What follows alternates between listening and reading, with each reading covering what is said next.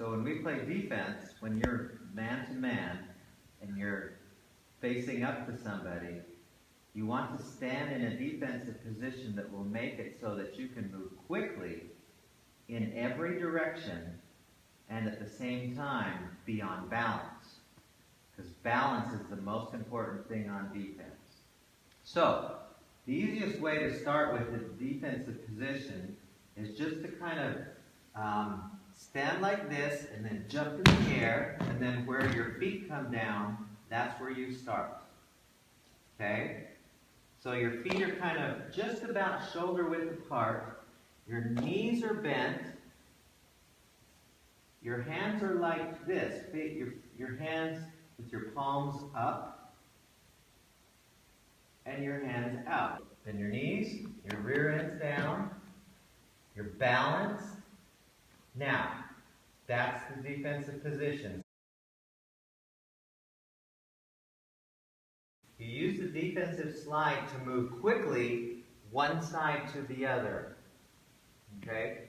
Sometimes on defense you have to run, but the defensive slide is a way of moving your body so that, and I'll do it in slow motion, you move your body so that your feet stay wide of each other and they don't cross over.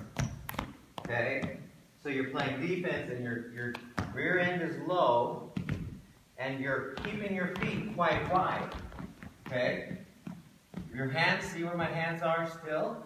So if somebody's coming at me and they come over this way, I want to quickly get in front of them. Right? So the defensive slide, let's go this way first.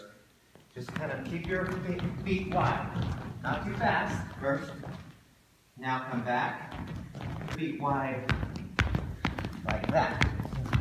So your feet don't come together like that. See what I mean? Okay, now make that right foot, left foot go out even farther.